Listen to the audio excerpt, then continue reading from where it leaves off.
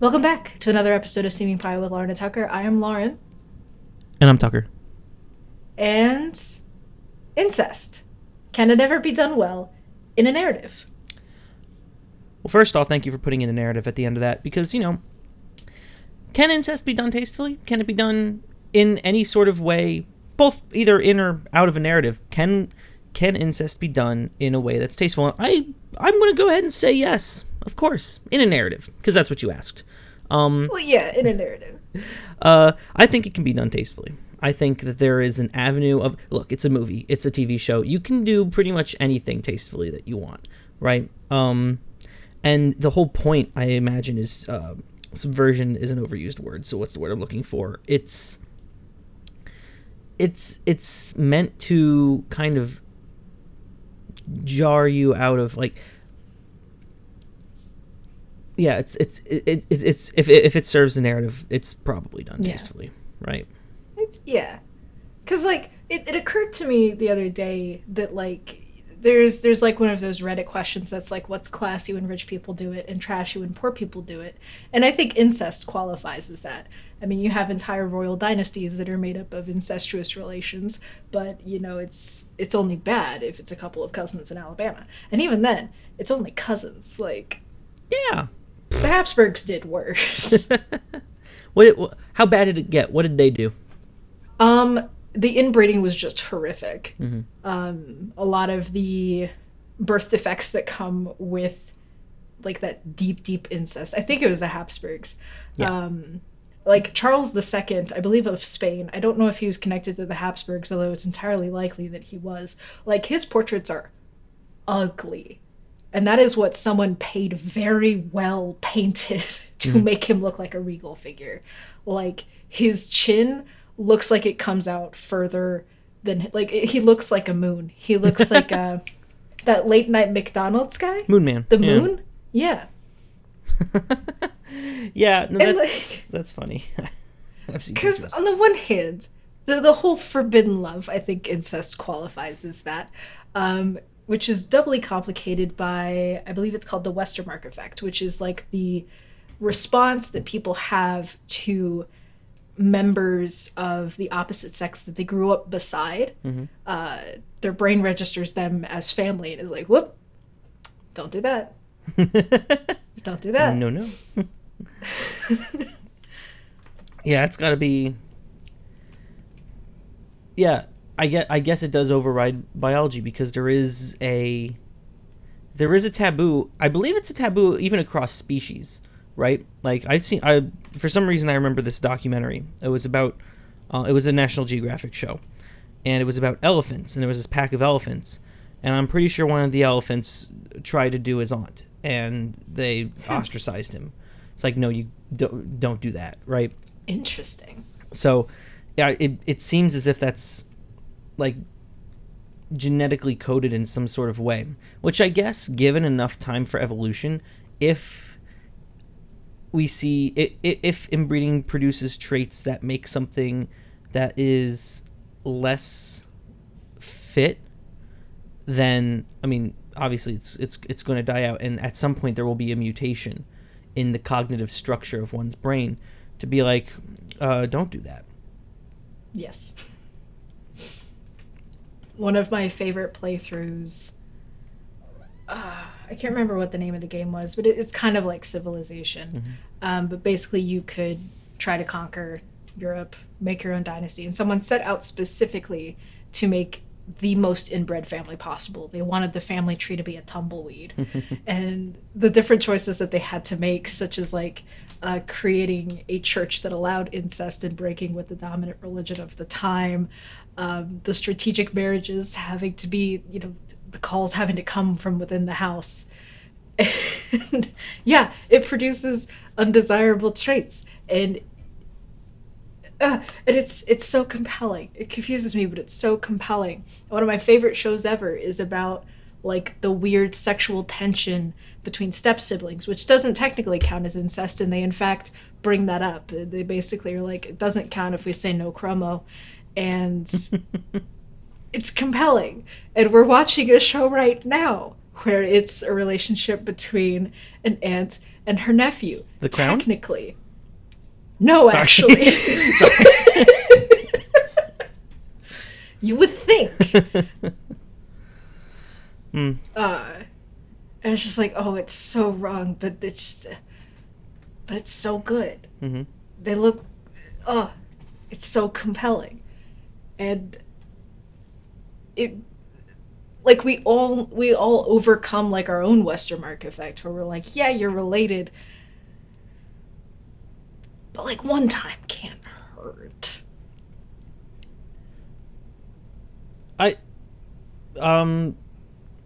In a narrative. Yeah. It's fascinating. This is a fascinating and kind of mocked trend in pornography, right? Yes. Sometimes they just they leave off the step label, and it's like and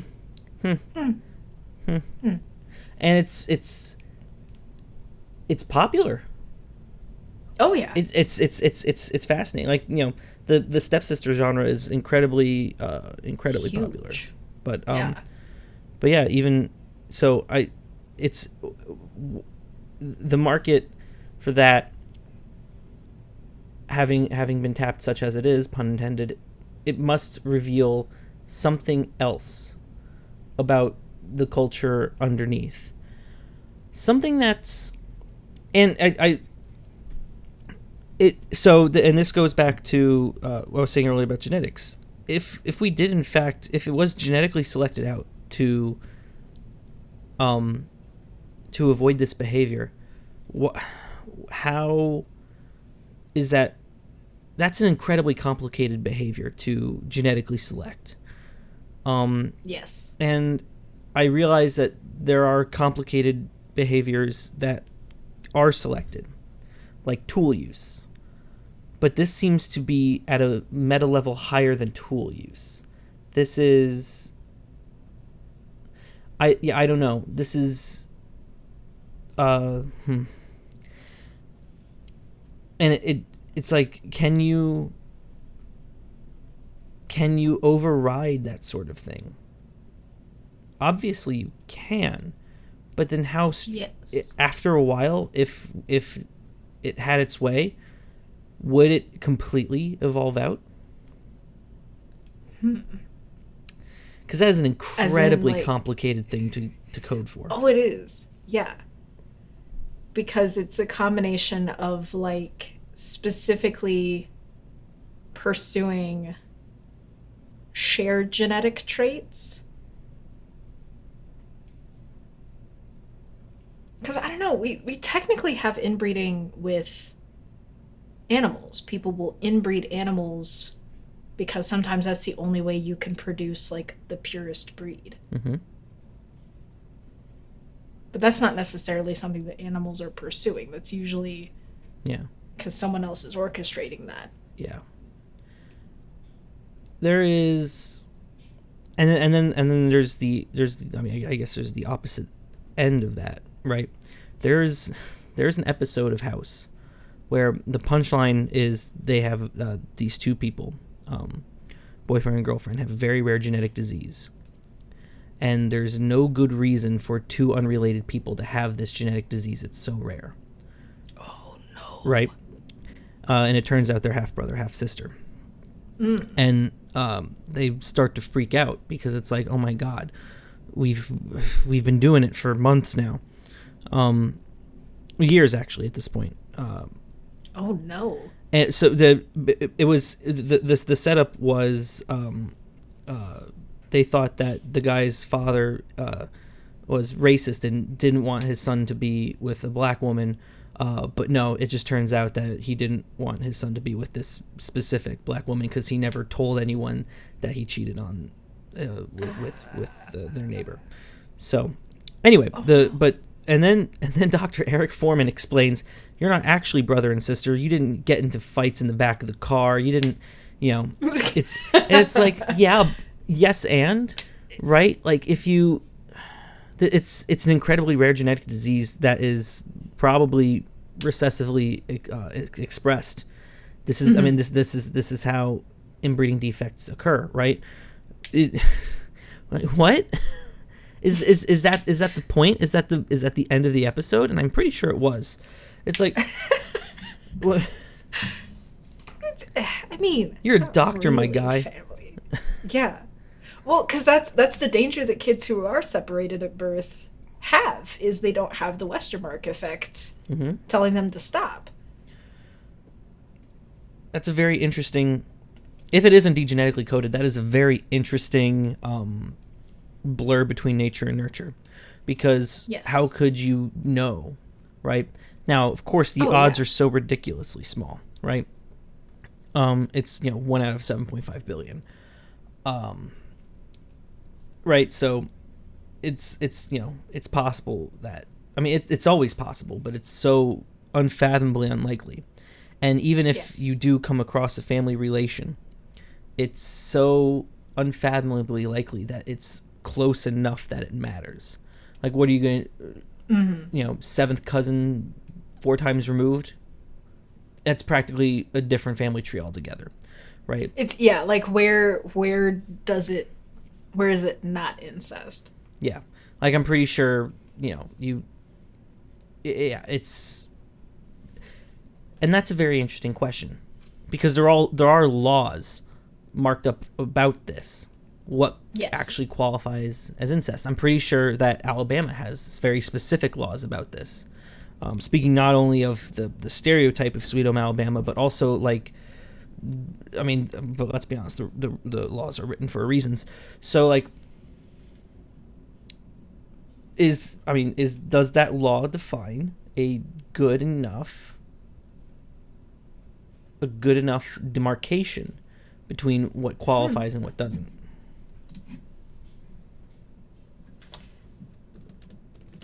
All right, incest laws. Okay, she's going for it. It's in her search history now. Legality of incest in the United States, courtesy of... There's a Wikipedia article. Yeah, of course there is. So in Alabama, prohibited relationships, either legitimately or illegitimately, his ancestor or descendant by blood or adoption, or his brother or sister of the whole or half-blood or by adoption, or his stepchild or step-parent while the marriage creating the relationship exists, or his aunt, uncle, nephew, or niece of the whole or half-blood. Prohibited acts include marriage and intercourse. But this is a Class C felony, punishable by a prison term of not more than 10 years or less than 1 year and a day, and a fine of up to $15,000.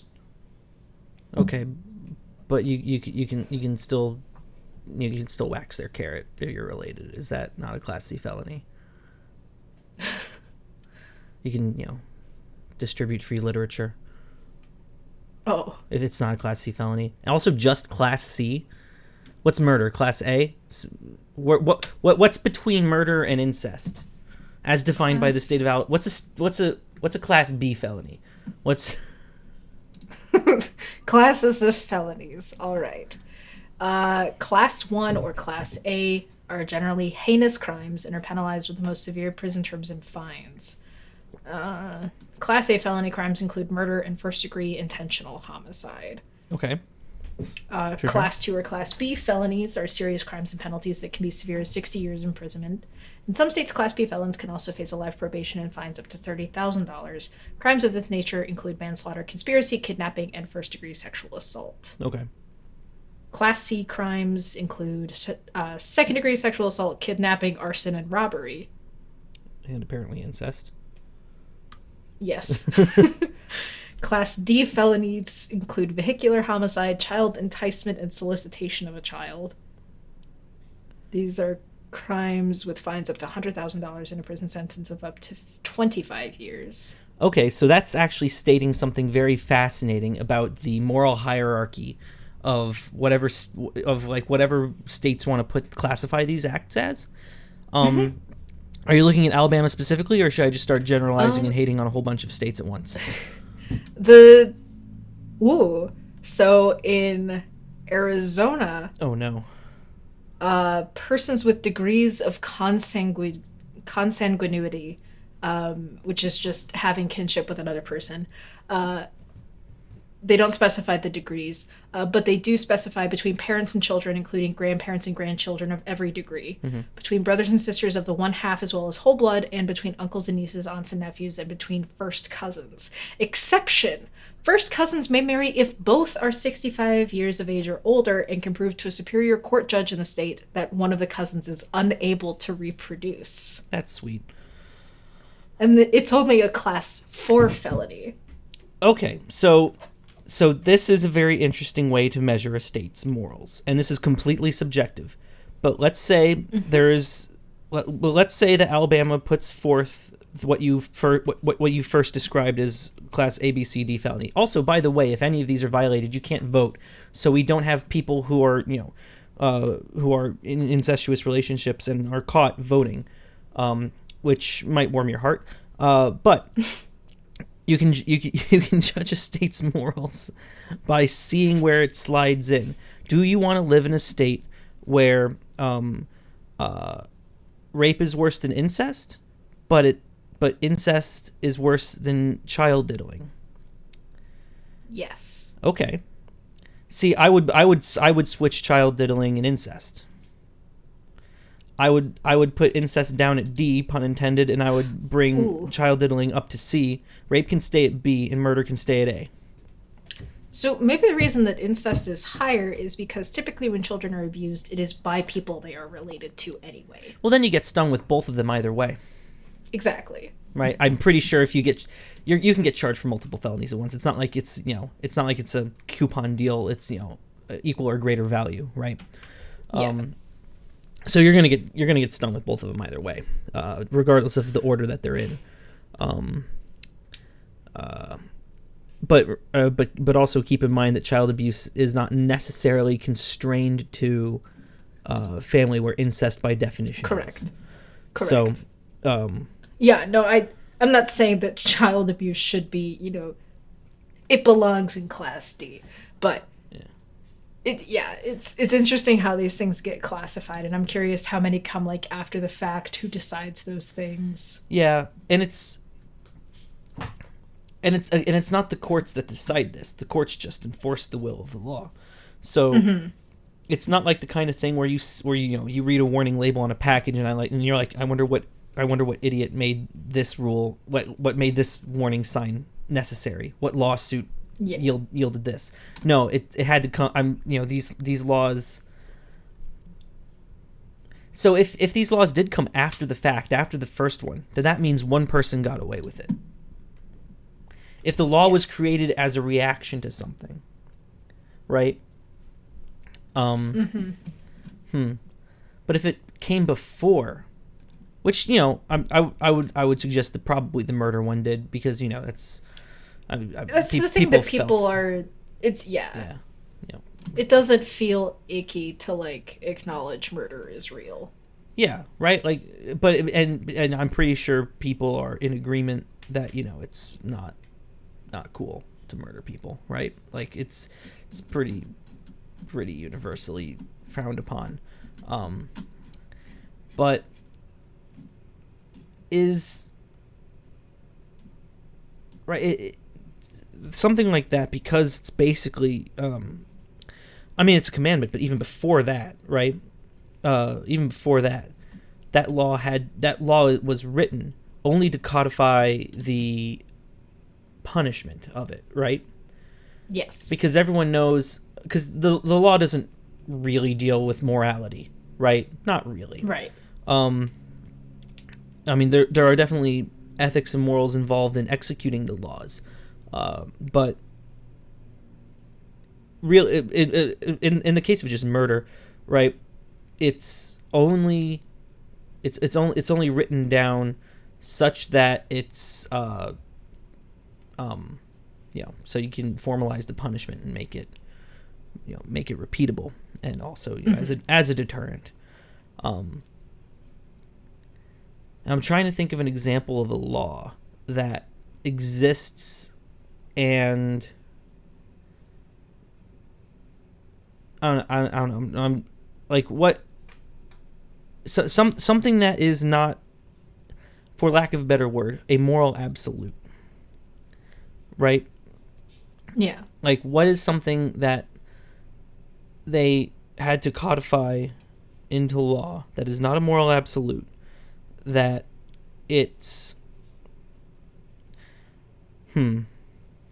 nothing's coming to mind right now, but it's interesting because it feels like a lot of times that laws and ethics are tied together, and I guess when it's written on paper, that's not necessarily true.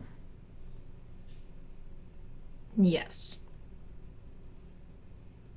Yeah. Because, I mean, there are some laws that people... I mean, like... With some of the, like, Roe v. Wade stuff, a lot of people brought up, like, some of the sodomy laws that are in place in some states or had to be overturned. I think all the sodomy laws were overturned in the states. But, like... Gay sex isn't necessarily... Like, anal penetration isn't necessarily immoral. But there were laws that would declare it as such. Mm-hmm. That's fair, yeah. I think Texas had laws at one point about certain kinds of sex toys that you could or could not own. Classic Texas. Is it yet? That's interesting. First off, this is the first time hearing of sodomy laws, but I believe that kind of thing could exist. Yeah. So okay, it's just on the face of it, it's not immoral, and yet there are still codified punishment for it. Yes, not a felony, perhaps, or was it? There's no way something like that, right? For Texas sodomy laws? Sure, Texas. Really, Okay. Was it at any point a felony in any state? Because that would be fascinating. At any point? For sure. A felony? I guess it's hard to think of... Oh, yeah, no, I see what you're asking now. If it was like a misdemeanor versus being like... Because a felony's serious, right? A felony is it's obviously as bad as it can get. Like if you're going to classify, and this is another way to judge the morals of a state, if you want to pick to live in a state or not, right? You look at where it ranks things relative to each other, and also relative to some, again, for lack of a better word, moral absolutes. Again, of which there are arguably none, but still, it's so. If let's say, for instance, the great state of State-a-Soda has made sodomy a class 1 felony, then you know that is as bad as murder to them. Yes. In the current iteration of the legislation, it is as bad as murder, right? And just having something useful that is like a moral, what's the word I'm looking for? It's a marker, right? You know how bad murder is, right? You know how bad incest is, and you know how you personally rate the relative badness of them. Then you can start to slide in where the other laws occur, right? Like, because they classify them for that reason, right? Yeah. And it's I guess I've never thought of the law bearing such a high impact on moral signposting. It's especially in a federation where the states can make up their own laws about that, right? Like obviously there are federal laws, but and federal can supersede state. Yeah. But it doesn't often. No. So prior to 1962, sodomy was a felony in every state, punished by a lengthy term of imprisonment and or hard labor. I mean, sodomy in and of itself is already hard labor, but sorry. Yeah, it wasn't until June 26, 2003 that the U.S. Supreme Court in Lawrence versus Texas struck down the Texas same-sex sodomy law, ruling that this private sexual conduct is protected by the liberty rights implicit in the Due Process Clause. of the U.S. Constitution. Yeah, that's fair. The fact that it was ever classified as a felony is mind-blowing to me. Like, the penalty used to be death. The penalty was death until 1779. For sodomy. Until Amendment 8. Okay, so this is Amendment 8, Document 10, Thomas Jefferson, a bill for proportioning crimes and punishments. In 1779, he proposed that the punishment just be castration.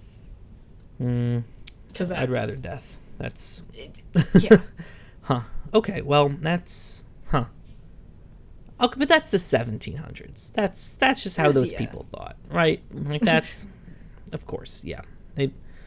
Yeah. So, yeah, yeah.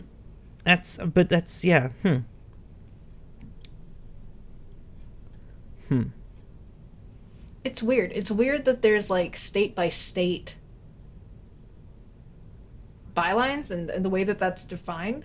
Because I get it, you want the states to be able to do what they want, but it just means that there's now 50 different definitions, potentially, for single things. Mm-hmm.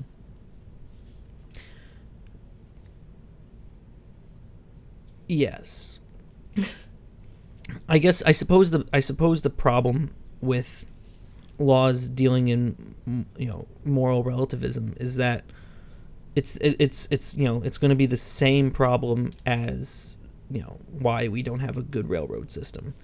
The country's huge, right? Yes, and it covers such a wide variety of opinions and moral systems that you cannot feasibly make a law to cover everything.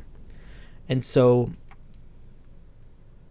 and I guess there are two solutions to this. One of them is the one that's currently going probably better than what the second one would go, is the federal system where the states can more or less decide what the laws are, as long as they're reasonable, right? Otherwise someone's going to go to the Supreme Court and mommy's going to say no.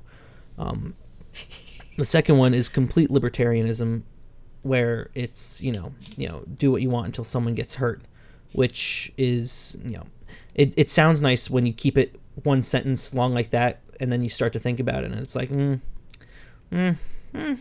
It's yeah. No, I used to be really into libertarian ideology. And I don't know why I necessarily walked away from it. It just kind of happened. It may just be because I was like, this isn't practical. I want it to be true as much as the next person, but it's impractical. People don't return their shopping carts to the corral. No. We have already become ungovernable. Ironically, it's the same reason why capitalism or communism won't work. Yeah. Right? Like, it's people won't return their shopping carts. Yeah. If people were fundamentally better, probably either of those systems, which I feel like are a little bit opposed. Yes, by the political compass, they are technically on the opposite ends of. Yeah, I think if people were upper left and lower right quarters. I think if people were better, either one of those systems would have a chance of working. But unfortunately, we live in a society. So, yeah.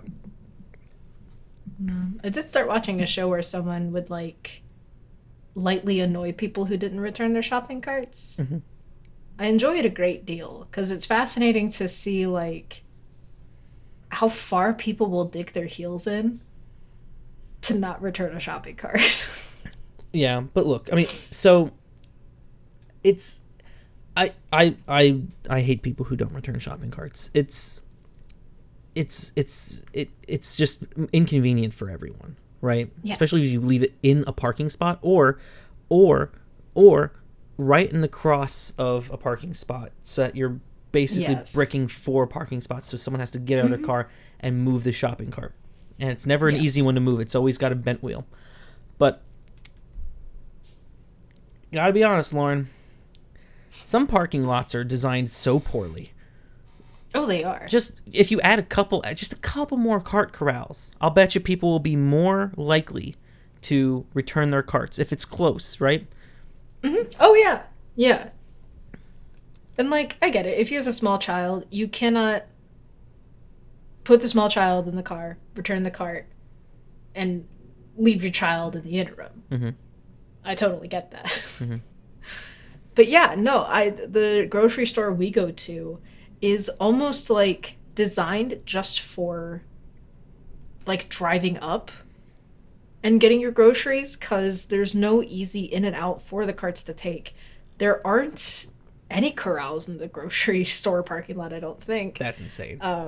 It's if it's easy, if there's a path of least resistance, people will do whatever you need them to. But if it's hard, they won't do it. And yeah. I only return the carts just because I'm like, where would I just leave it abandoned?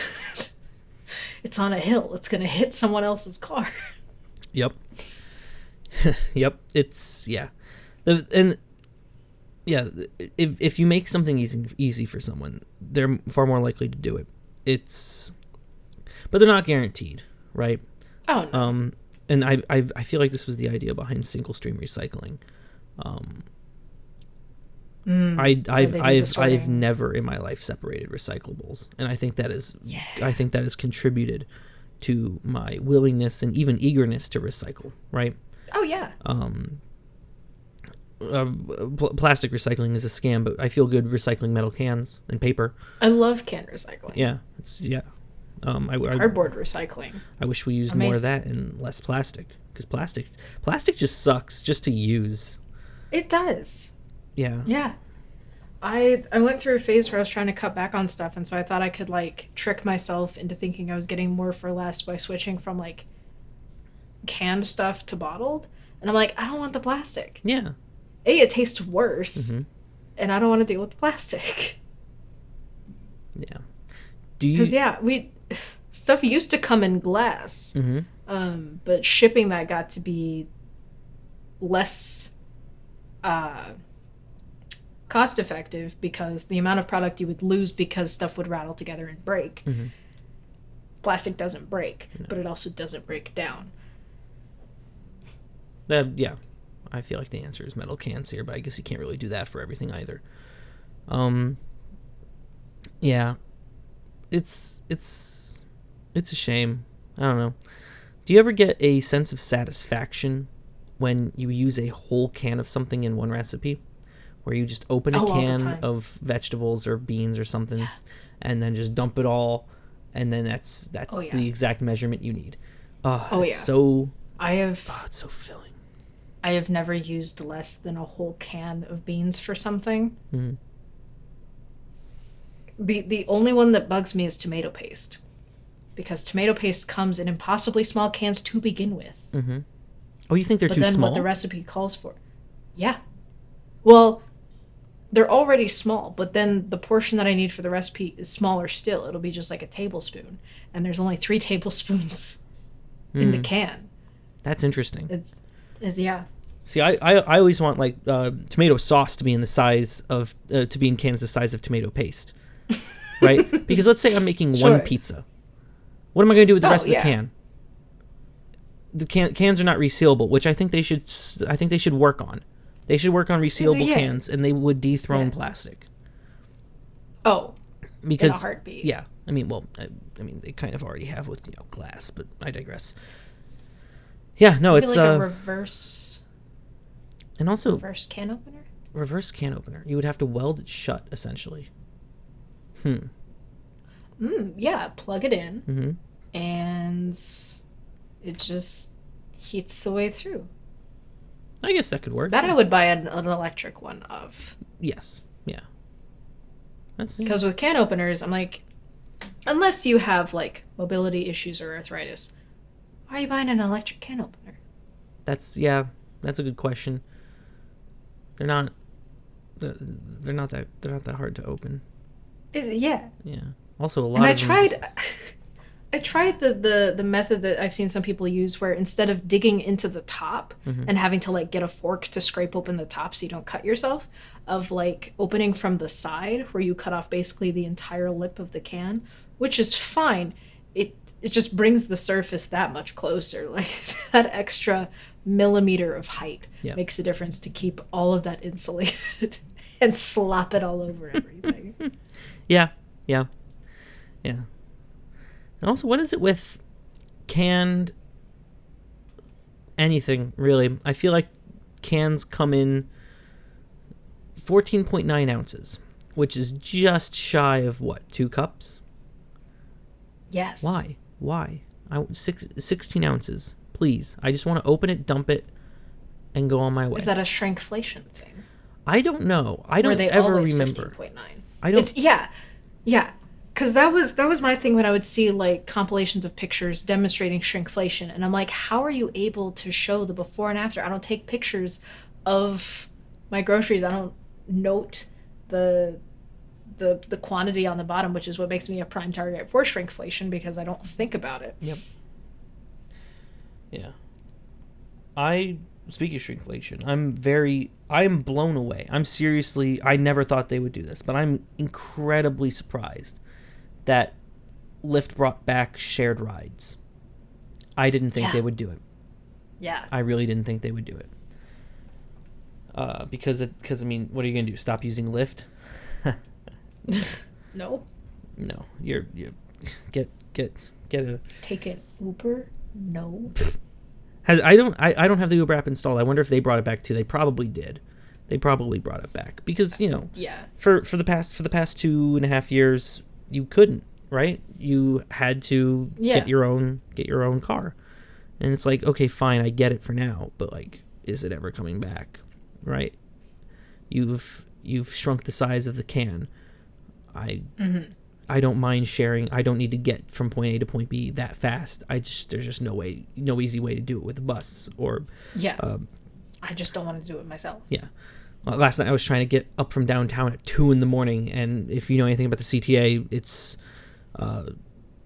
Sundays are mediocre. Sunday at 2 a.m, no, and that's yeah.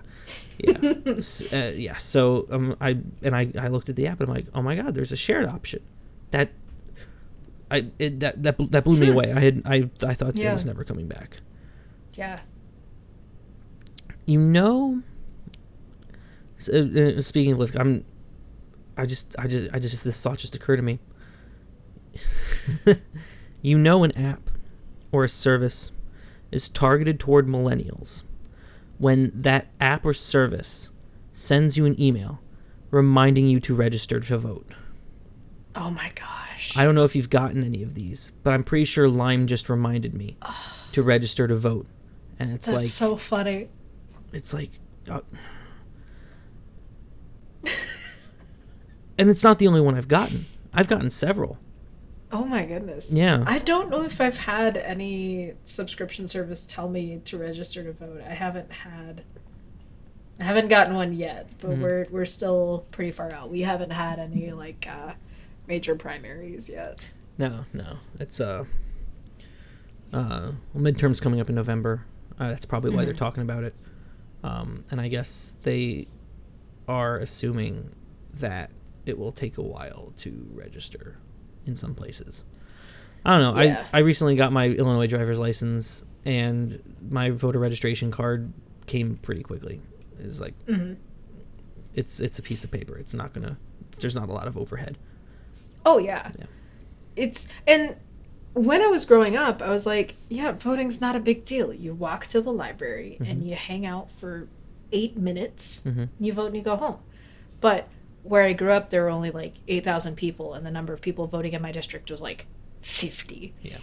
And then I moved to Georgia, and that was a nightmare. I was waiting outside for 3 hours. And it was not fun. Yeah. No. And I'm like, oh, this is what people mean when they say voting sucks. I'm never voting in person again. Yep. Yeah. And let's be honest, in some places they make it intentionally hard. Oh, yeah. I was in a cusp district, we were a little further north than really blue Atlanta, but a lot of really well-to-do Republican constituents lived where I did, because they would work in Atlanta and live there because that was cheaper. So it was right on the cusp. And I think the city itself, it had a divide, and so depending on the representative, we had like a scattering of representatives just within the city alone. Hmm. I was very happy when I found out my representative was not Barry Loudermilk, because that man put his foot in his mouth immediately. Yeah. Well, yeah. No, that's I mean, that's just voting in Georgia. It sounds like it. Yeah. It's probably not the worst place though, not by far. Oh yeah. Yeah. It's like at least when we voted, it wasn't stupid hot out. Well, that's good. Yeah. Yeah. So it's also pretty nuts that it's not a holiday. Yes. I'm pretty sure. I mean, schools get the day off. I know that. At least in Chicago, they do. But it should definitely be. It should either be a holiday or it shouldn't take your entire day. Right. Yes. Yeah. Yeah, it should take 15 minutes. And that is an upside to voting by mail.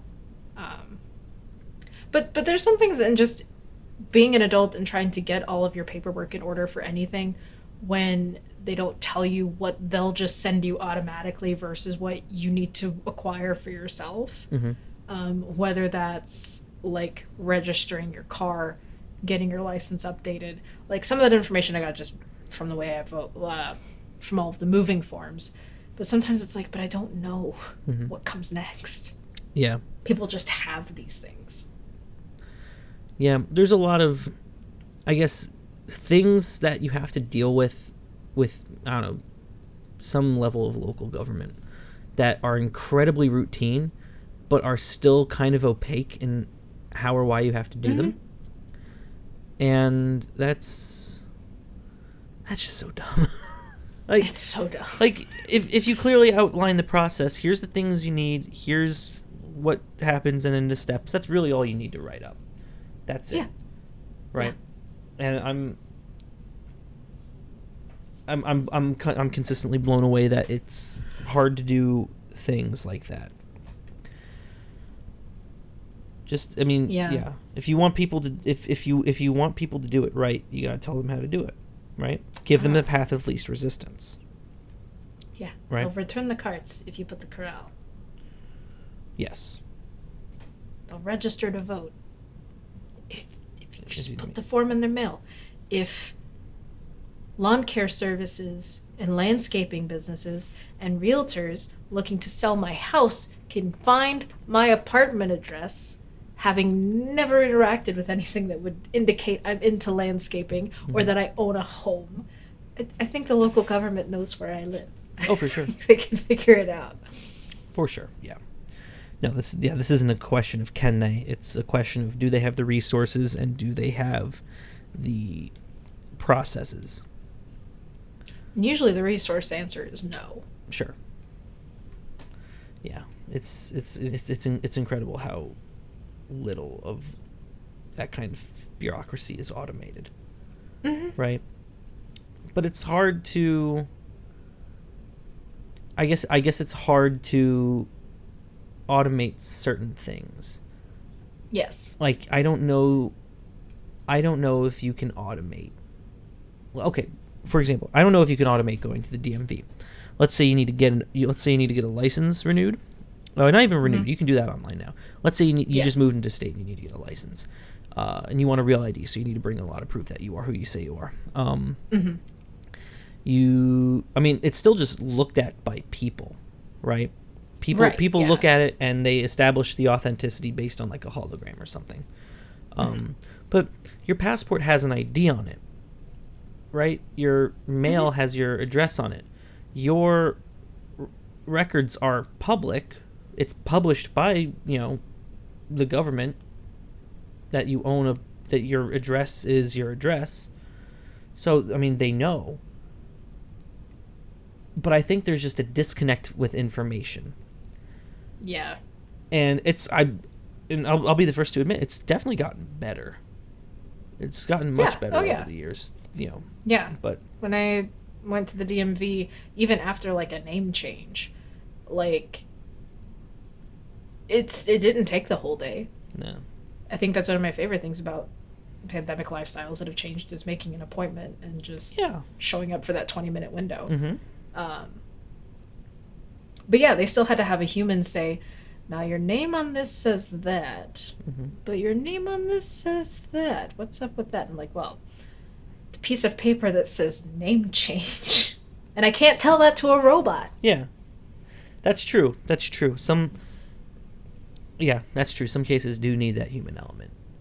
Yeah. Because you cannot program in every edge case, right? And if you count if you count every single, like if let's assume everyone gets an ID, right? Everyone that lives in your state gets an ID.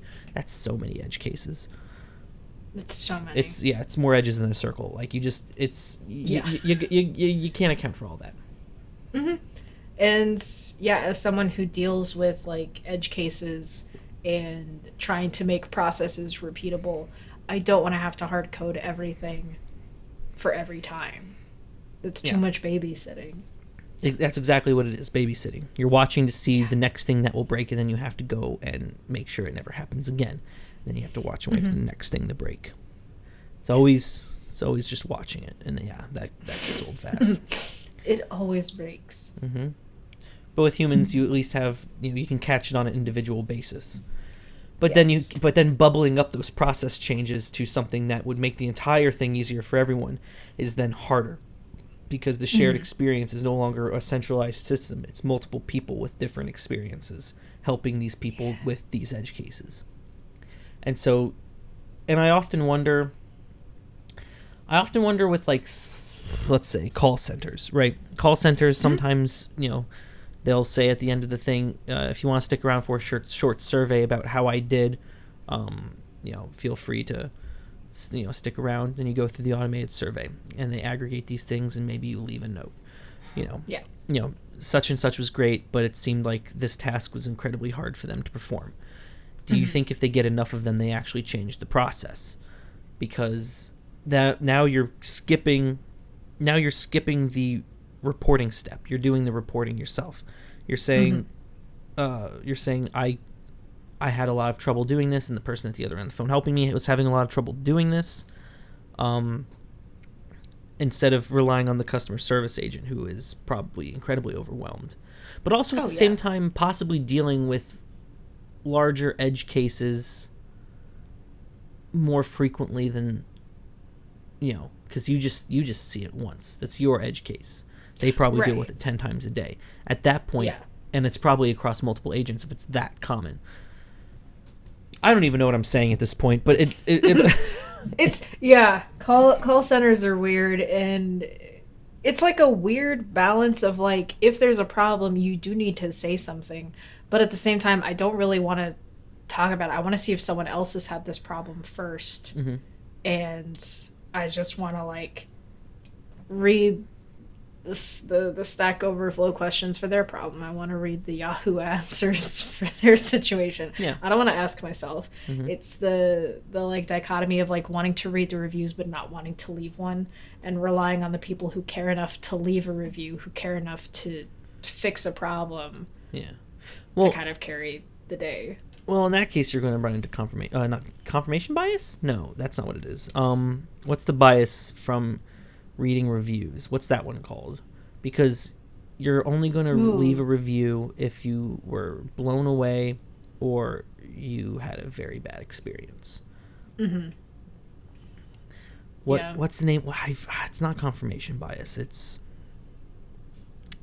I don't remember. There are several biases that I just do not remember. Like, I can identify them, but I don't know the name of them.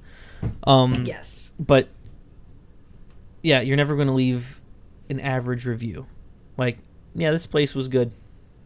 Not like, wow, this place such and such was an amazing server, and or like, wow, they spat in my food. Those are the two extremes you're always going to get. 5 stars and 1 star. It's what has rendered sites like Goodreads almost unusable, because either people are gushing because they like the author, they like the tropes that are included in the book, haven't read the book, or they want to leave, like, a lambasting 1-star review because they want people to think they're funny. And they also haven't read the book. And it's why I do enjoy video review content, because that is where you're going to get someone giving the one sentence, I mean, I read it. Mm-hmm. Can't really tell you much more, but I read it. Yeah. But that doesn't get GIF reactions and quote retweets, so no one does it. Exactly. Yeah. Yeah. Yeah. Oh, it's gonna bother me now. What is that bias called? I genuinely don't remember. That's a shame.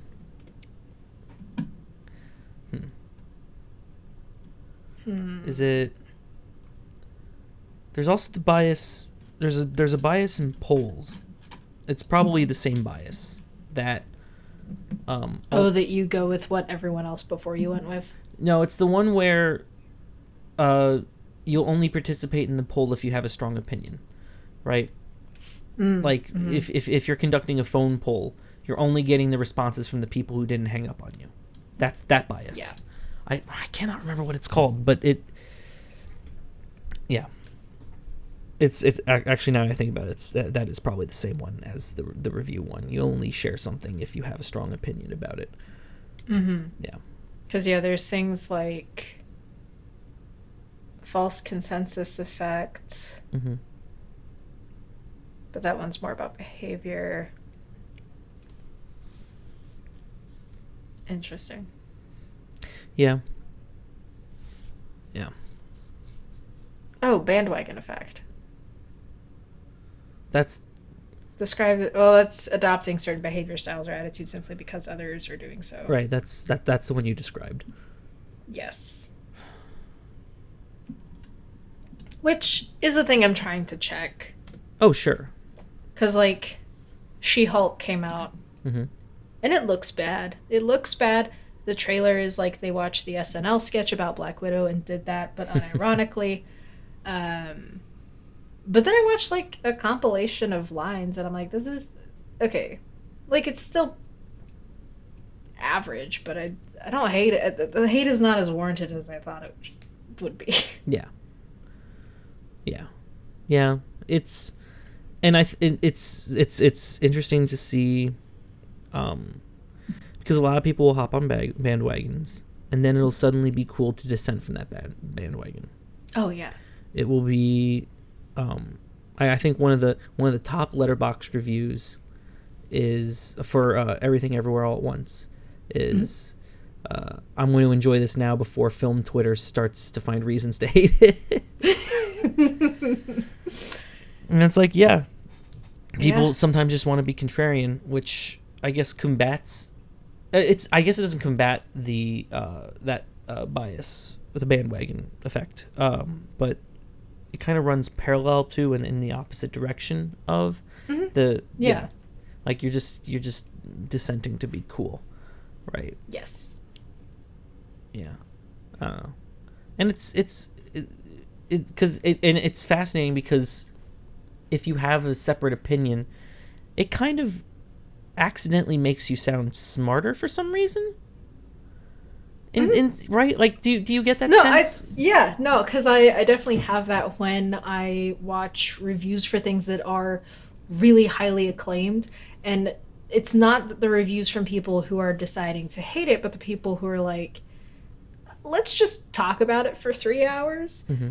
But it is only those situations where they can talk about something for 3 hours that you actually get their nuanced opinions, where they'll say, like, I like it, but, and then they'll go through, like, specific things and expound upon them. It's not just... But, there's probably a reason we feel that way, too. Probably because it separates you from the mob. Yes. You seem cool and individualistic. Yeah. The Che Guevara movie reviews. Oh, no. But because sometimes if you watch something that everyone is really into and you don't get it, like you keep reading positive things about it, you're like, did I miss something here? And you want that validation, or you just want to like critically evaluate why you do like some things. Except I've gotten out of the habit of watching extremely critical things of things I enjoy, because I don't need that. The work doesn't need me to defend it. Yeah. And I like it. I'm not gonna defend why. Yeah, exactly. Yeah. Just enjoy it. Yeah. That's Yeah. that's why it exists. I'm trying to remember the art, the objective side and the subjective side of art. I'm trying to remember the delineation. It's unfortunate because I can't right now, but it's a very important distinction to make. If you haven't, I believe there's a very good video by CJ the X called Subjectivity in Art. Oh, yeah. I've started watching their videos, and I've very much enjoyed what I've seen. Those videos are so good. And the presentation style is very good, too. It is. It's one of those things that I wish... I have no idea how long those kinds of videos take to put together, whether it's CJ the X's or ContraPoints or whoever who put in like the really high bar full production. We're going to talk about a thing for 3 hours. I'm like, where do you find the time? And how do you get so much mileage out of a topic? Mm-hmm. Yeah, how do you talk for an hour and a half about Nickelodeon shows? Yeah, I've seen video essays like dissecting things that take 5 hours, and I'm like, there are things I could talk about for 5 hours, but I don't want to edit a video that would be 5 hours. My laptop would explode. Oh God, yeah. It's to get 5 hours of content out of something, you probably need like 10 or 15 hours of raw footage to do that. Oh yeah. Right. Yeah. Yeah, I underestimate how much gets cut down. Oh yeah. Yeah. It's almost like, wow, what did I even do with all that time? Yeah. Because I want to, but I also don't know where. And I think there's... The thing that I am having to push back on is the impulse to do exactly that. Mm-hmm. And I think it would just be frustrating to try and recreate what I see. Yes. Because this is not the medium that I know what to do with. Mm. There are other mediums that I could probably work around, but I think that's where imposter syndrome really sets in, is where you are trying to match something else. Oh, sure. Yeah. Because at that point, it's not even a syndrome. You are an imposter, right? Oh, yeah. You're trying to emulate something, and you're never going to be able to do it perfectly because it is an emulation, and you are an imposter. So if you want, that's why it's always important to do your own thing, right? It's always important to say, like you can use it as a starting point, but you always have to make it yourself. Otherwise, it's painfully obvious that your emulation is failing and that you are an imposter, and that's pretty sus. Extremely. That game is so fun. I have never played it. Is it actually fun? I played it once or twice with a group of people. It's definitely better with people you know. Sure. And with proximity mics. Okay. But no, it's pretty fun. Okay. I don't know if I'll ever play it, but it's good to know that it's fun. Yeah, no. It lives up to the hype. Games are a thing that I do enjoy, but they are so far down, like, the options of hobbies that I choose to do that it takes forever to finally sit down. And I'm playing a game right now where 80% of the game is solving, like, climbing puzzles. And I don't care about the climbing puzzles because I want to get back to the 20% that's the story. Mm-hmm. Yeah. And it is the one thing that I am like, oh, that's what it means to have a love-hate relationship with something. I hate the core mechanics of this game, but I adore the story and the themes that it explores. Mm-hmm. And I never thought I would ever reach that point because I never had like a show that I would hate and love at the same time. But this game, I'm like, it compels me, it frustrates me, but I have to pass this level if I want to find out what happens next. Mm-hmm. Yeah. Yeah. Hopefully you find yourself a game where you like both. Oh, yeah, with console games I typically enjoy. Okay. The Assassin's Creed games are very good. They're very good things. They're open world, yeah? Yeah, for the most part. Okay. Some I think are more open world than others, but I've only played 3 of them. Okay. Yeah, that's by far my favorite kind of game, open world. Yeah. Yeah. Yeah. And you can explore some of those open world games with the money that we've gotten from our sponsor tonight. Of course you can. Of course you can. This episode of Steaming Pile is brought to you by Discord. No, not the chat application used in the production of this very podcast, but rather the very concept of Discord. Discord used in discourse is disconcerting, but to the discerning discoverer, dissection of the discipline yields discourse itself. Disastrous results. Try to talk about Discord? Get dissed. I don't want to be dishonest. I just want to describe this displeasing dish and disavow it. But we will never disrupt Discord, I'm afraid. I am the dissenting opinion. I just wanted to display my distaste. Anyway, this episode of Steaming Pile is brought to you by Discord, which consequently is owned by Reddit. So, thank you, the concept of Discord. Oh. It makes sense that the Reddit would be behind Discord. Yeah, it wouldn't be a Steaming Pile episode if we didn't say, fuck you, Reddit, you're the worst place on earth. Yeah, Reddit's the worst. Because I got on the beta readers subreddit, and I'm like, there's no way to vet who's reading your stuff. Yeah. You're just trusting that the people who are offering to read this will care at all. They might not. None. So care deeply, because no one else online will. Exactly. Or people will care too much. So just care about things, but in the privacy of your own home. Don't and for God's sake, don't do it on Reddit. Don't do it on Reddit. Yeah. Ew. Don't go on Reddit. It would make sense that at the bottom of the steaming pile would be Reddit. Yes, it's bad.